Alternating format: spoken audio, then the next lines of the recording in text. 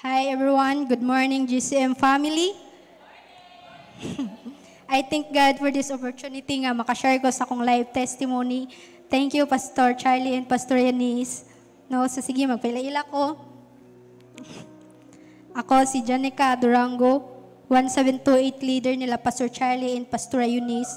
Under sa Champions Network, primary leader na ko si Ate Mayan Quarteros o sa akong very beautiful lady Ate Tony Criza Ronario. I'm so thankful gid sa iyang life and together sa akong mga beautiful spiritual sisters Irene, Nicole, and Yumi. My life before, wala pa nako nakaila sa Lord. Nagasimba nako pero walay deeper understanding. Simba-simba lang. Nag-appeal sab ko sa mga activity sa church like Flores de Mayo, Simbang Gabi, o uban pa. Hantod nagkadugay, musimba na lang o ganahan. Hantod, sa wala nagid ko'y simba-simba.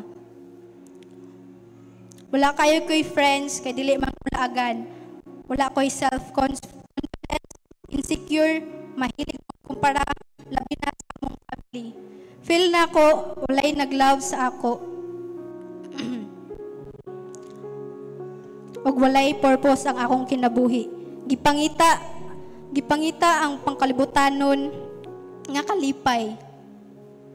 Hanto dituan na influensyahan ko sa akong mga classmate og barkada.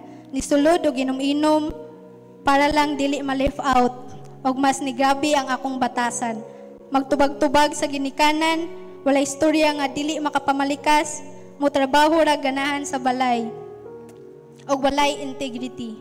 Nakasulod sab ko grong relationship tungod ra sa sungog-sungog og padala sa storya. About sa akong family, na maligyag fruit shake ang akong papa, kusog kaayo siya halinon, labi na sa sabungan. Oo, sa sabungan, mamaligya akong papa og ako ang permi mag-uban sa iyaha.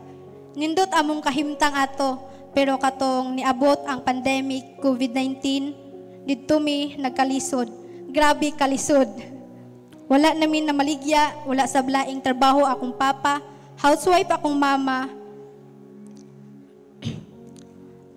O napod to'y isa ka time, sa isa ka adlaw, ika-isa ragid mi makakaon, kay lagi, lisod kaayo, og daghan sab mi mag-igsuon. Og dili na ko na ikaulaw, nga lapas mi sa G12, no?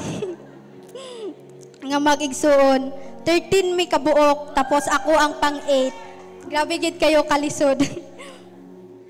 Pinakapangit nga akong na-experience in life is every month ko idagan sa hospital tungod sa sakit nga menstruation. Sakit sa kumpuson, magsuka, kalibang, hantod mangluspad og ma-dehydrate. Mawala ra ang sakit pag ma-injekan nako atong tambal. Gamay ra gid kay siya pero dako-dako pod ang bayad.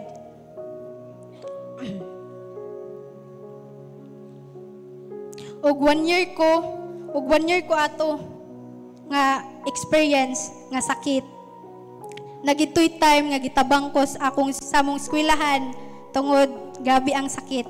Tungod ato nga experience nakaundang kog eskwela kay sigig absent ug dako kaayo ang gasto, kay mahal kaayo ang tambal ug ninggamay gid ko physically kay tambok man ko sa una pero karon makita man ninyo. Ma-feel sab nako ang problema sa balay, labi na about sa finances. Grabe kalisod, naabot nako sa point nga nangita nako Ginoo. To make the long story short, giunsa ko nga nakaabot diri sa journey. Gichatan ko sa akong anti-moment or nailhan diri sa GCM na Ma'am Carmel Layaog. Niingon siya nga naaday event diri sa GCM. Wala ko nagduha-duha og nioo ko. Sa una, kay ako pa man siyang i-restrict kay iya kong mag-send siya message sa ako na kanang wali, Bible verse, og maanoy gid ko, muna ako siyang i-restrict. Pero katong nga time nga iya kong gichatan, ni-respond ko, og kami upat sa akong mag-igsuon ang appeal. November 23, 2023, first time nako nakaanhi dinhi ang church, grabe ang presence ni Lord. Mao pa lang pagsulod sa gate, Akong bugat nga gidaladala na problema nawala ug na-feel nako ang kagaan sa akong dughan. Kato nga time is life class to. Kami upat sa akong magigsuon ni apil tapos tulumi nga naka-encounter atong December 15 to 17, 2023. Pinaka-the best nako nga na-experience sa tinuod ay encounter God. Even nga ako ra ang nag-journey sa mong family, ato nga time, still nagpadayon. Dili sa yun, kay ako ang una nga na-born again sa mong family, nagpadayon gihapon ko sa tabang sa akong leader. Walay undang nga nag-guide sa ako Matthew 6:33. But seek first His kingdom and His righteousness, and all these things will be given to you as well. In Jeremiah 29:11, for I know the plans I have for you, declares the Lord, plans to prosper you and not to harm you, plans to give you hope and a future. Kani ang gikuptan nako nga promise ni Lord sa ako na daay purpose akong life, ug diri nako nasabtan kung unsa ko kaimportante sa mata sa Ginoo. Deuteronomy 5:16, honor your father and mother as the Lord your God has commanded you, so that you may live long and that it may go well with you in the land the Lord your God is giving you. Isa na sa na-restore sa akong life, akong relasyon sa akong parents, na ngayo gidug pasaylo sa akong mama ug papa, akong nasabtan nako pag-journey, importante gid ay ang pag-obey sa family. Akong nakita nga pinangga manday ko nila, mangita gid sila og pamaagi para sa ako ang kaayuhan. Pasalamat ko sa ilang life na akong mama diha sa kilid. Nag-decide kog padayon sa journey sa SOL1, even though nga ako na lang sa among family ang nakapadayon. Kanapod nga time, nagtrabaho po ko as stay-in, nagbantay bata. Wala na himong sayon kay mubabag ang akong amo. Magsimba ko apil sa akong pag-journey sa SOL1, babagan niya. Nag-decide gid ko nga muhawa kay dili ko musugot nga dili ko maka-attend sa SOL1 tungod mag-journey ko pati sa akong pagdevo o gusto ko mag-focus sa pag-journey kang Lord. Morning nga time, gi-offeran kong trabaho sa akong leader nga mag-home office. Nagduha-duha ko og ako bang dawaton kay lagi dali ra masakit. Dili pagid ko mahilig magbilar, but ni oo ko nakasulod ko sa home office og mas nipaduol ko diha kay Lord. Mas ni active ang akong faith. Gi-remind ko ni Lord sa Mark 5:34. He said to her daughter, your faith has healed you. Go in peace and be freed from your suffering. Part ko sa Light Productions home office. CEO na ko sila Ate Tony and Kuya Dave. Isa ko sa mga video editor sa home office. Thank you Lord sa opportunity. Exodus 15:26, He said, if you listen carefully to the Lord your God, do what is right in His eyes. If you pay attention in His commands and keep all His decrees, I will not bring you any of the diseases I will brought on the Egyptians, for I am the Lord who helps you. Indeed, grabe ang grace ni Lord. Gi-change niya akong mindset, also akong character. Fully healing, restoration, pagsugod gid nako sa journey.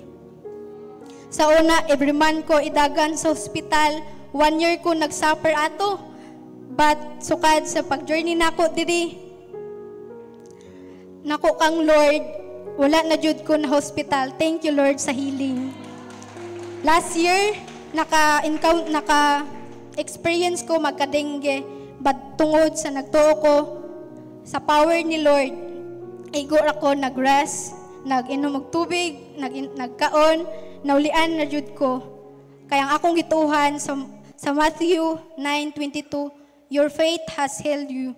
Tungod ato na faith, tungod sa faith and sa applications of the blood of Jesus. Another restoration gibuhat ni Lord sa akong life is gi-restore sab niya ang akong identity.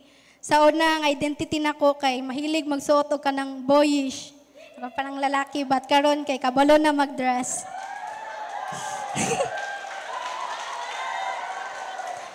Sa area sa ministry, gitagaan ko ni Lord sa opportunity to become a part of dance team. Also, nahimo po kong SG sa life class. Sa pag-journey na ko, daghan sab ko'y na amigo nga friends. Sa unang ma-left out, karon dili na. Og dili lang ni sila friends, also akong spiritual sister sab. Og diri sab nako na feel ang family, especially Kuya Dave. Salamat sa imong pagdisiplin, labi na sa pagkaon o gulay. Truly, nakita nako ang mga right people sa right place ug makaingon gid ko nga, this is home. Sa una ako pa ang giubii, karon ako na ang mag-ubii. Nag-appeal sab sa simbalay, stranger evangelism ug appeal sa mga mentoring. Maguhay lang pud ay ko nakahuman sa SOL 2 last Friday ug excited ko sa SOL 3. Sa area sa pag-eskwela, ma-amaze ko kay even though akong gisabay ang pag-work sa home office, sa pag-eskwela, grabe ang strength, wisdom ug understanding ni Lord. Gihatag ni Lord sa kuha, makaingon ko nga, Lord, apart from you, I can do nothing. Walay ako ani Lord, imuhagid ang tanan. Thank you, Lord. Sa area sa family, sa una ako lang isa magsimba, but praise God, kami na sa akong family. Akong mama o akong mga manghod. Grabe, answered prayer gid siya. Prayer item nako sila nga makonect sab sa journey. Hangtod gitagaan ko ni Lord og idea nga mag-family altar every Saturday. O karon na sila consistent nga nagasimba. Og napakoy mga iwin sa akong family maong dili ko muundang. Sa area sa giving, nag-grow ang akong pagsabot ani. Nahimo na kong faithful sa tithes og naka-join pod ko sa first fruit giving. Nakahatag na sab ko sa akong family, naka-provide ko sa akong mga needs. Tama gitong giingon ni Pastor Charlie. Nga laing tao pa'y kapuyon sa atong ginabuhat sa journey. Nakaingon gid akong family sa kuha. Wala ka gikapoy sa imong ginabuhat kay nagtrabaho, nag-eskwela, ug nag-ministry pa jud. Ug sa tinud-anay, wala jud. Grabe ang strength ni Lord ug dili gid kabation ug kakapoy once nangalagad tas Ginoo. We know si Lord ang maghatag sa tugkusog, source sa tanan. Makaingon gid ko, Lord, apart from you, I can do nothing. Layo pa, pero layo na. And there is more. And excited pa ko sa pagbuhaton ni Lord sa akong life. Once again, I'm Janica, and to God be all the glory.